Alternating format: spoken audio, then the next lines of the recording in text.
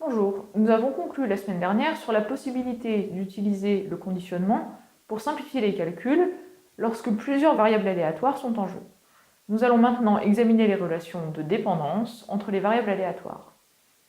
Nous commençons par un cas particulier, l'indépendance.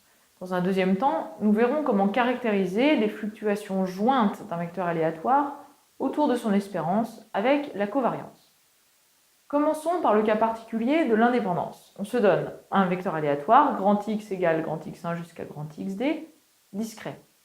Dans la deuxième vidéo du cours, nous avons défini la loi jointe et les lois marginales du vecteur X en toute généralité.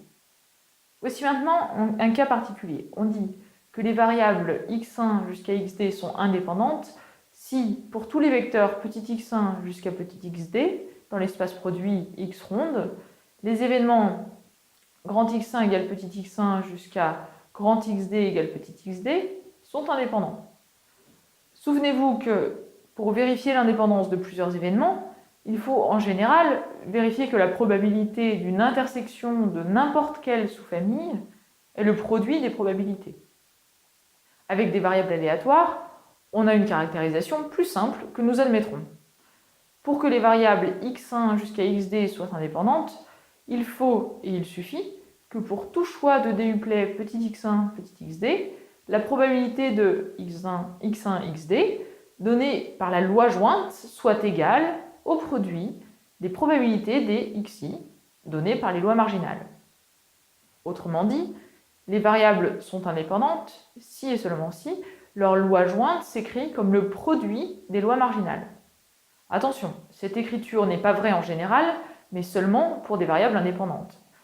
Par exemple, en dimension 2, pour un couple XY, la probabilité jointe du couple XY est égale à la probabilité marginale de Y fois la probabilité conditionnelle de X sachant Y. Voici deux exemples. X représente le succès d'un joueur, un jeu de dés, et Y représente l'écart au carré par rapport à 3. La loi du couple XY est donnée par le premier tableau.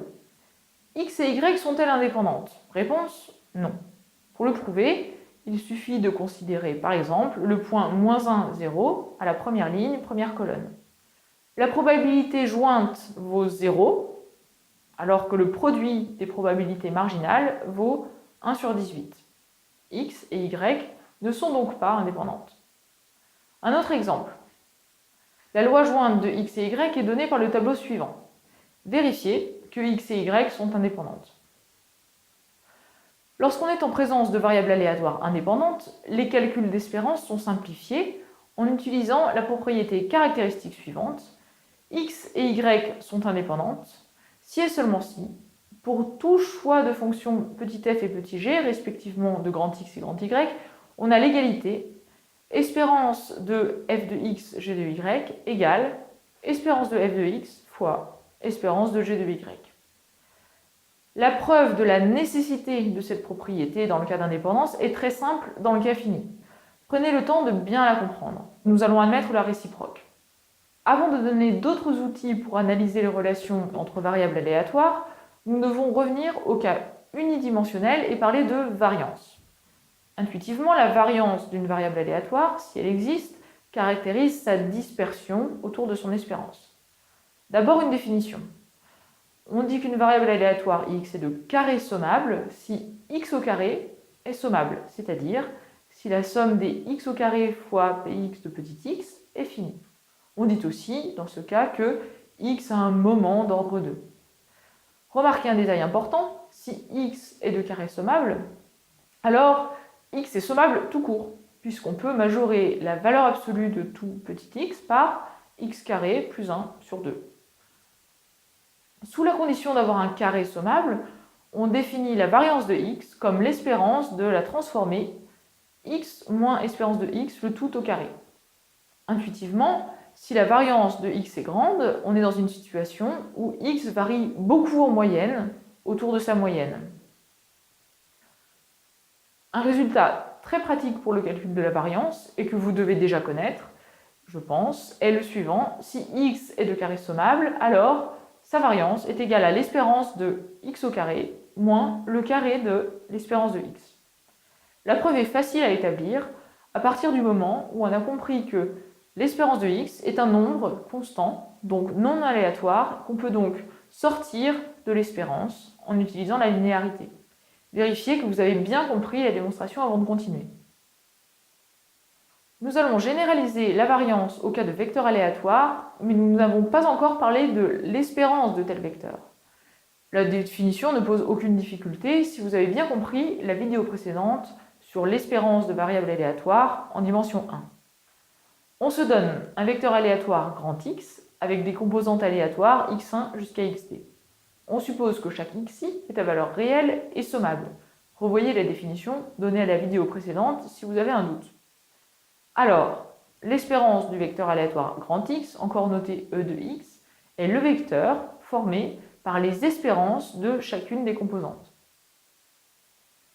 Nous pouvons maintenant définir la covariance d'un couple de variables aléatoires. L'objectif est de résumer l'information sur les écarts au carré simultanés de x et y autour de leurs moyennes respectives.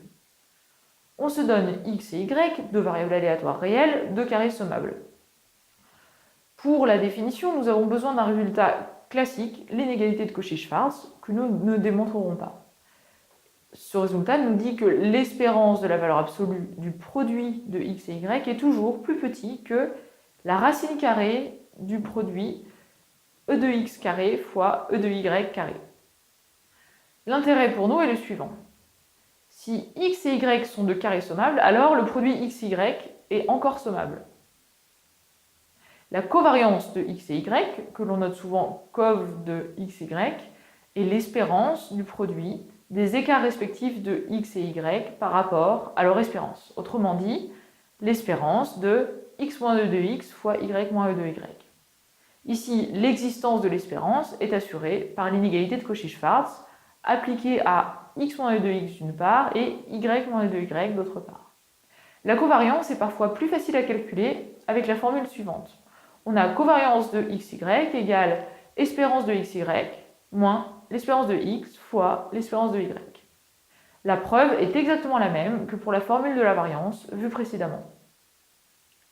Nous avons vu aujourd'hui que si deux variables sont indépendantes, alors l'espérance du produit de deux fonctions f et g respectivement de x et y est égale au produit des espérances.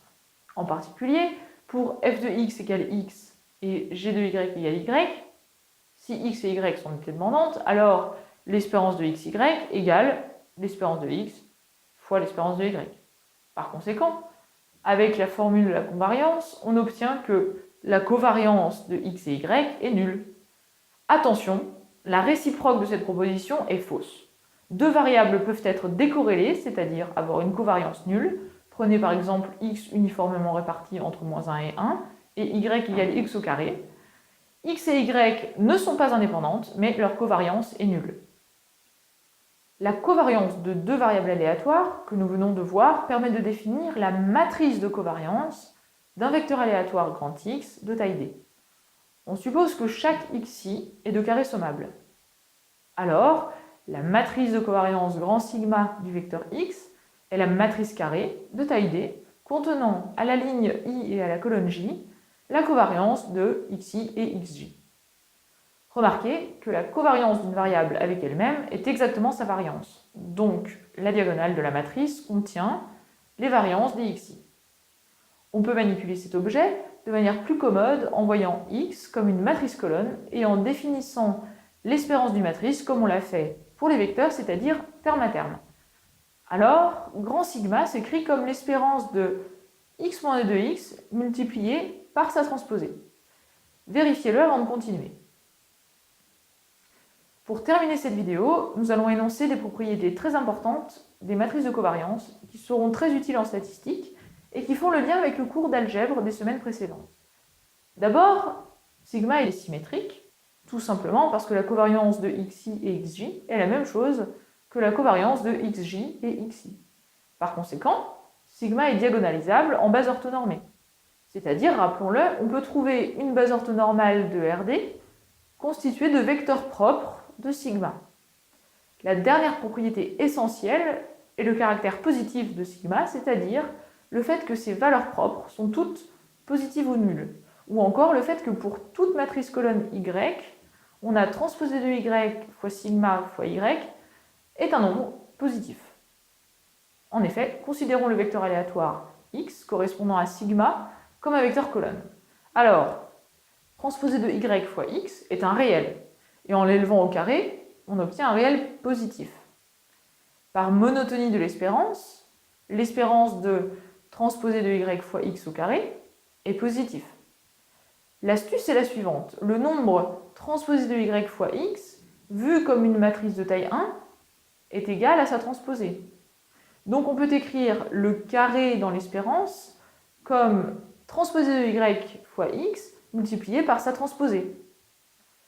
En appliquant la règle du produit des transposés, on fait apparaître x fois x transposé au milieu et on utilise enfin la linéarité de l'espérance pour terminer. Ici, on a supposé que e de x égale 0, mais un calcul similaire fonctionne dans le cas général. Par un calcul similaire aussi, on montre que si sigma est inversible, alors transposé de y fois sigma fois y est toujours strictement positive. Ces propriétés réunies seront très importantes en statistique pour comprendre la notion de direction de plus grande variance au sein d'un jeu de données. Enfin, la matrice de covariance est un outil central de l'analyse des vecteurs gaussiens, que nous verrons dans la dernière vidéo du cours. Nous n'allons pas plus loin sur les probabilités et les variables discrètes. Nous avons fait le tour de ce qu'il faut absolument connaître dans le domaine pour comprendre le principe des raisonnements probabilistes. Il nous reste à voir le cas continu, et en particulier les vecteurs gaussiens, incontournables dans les algorithmes de machine learning.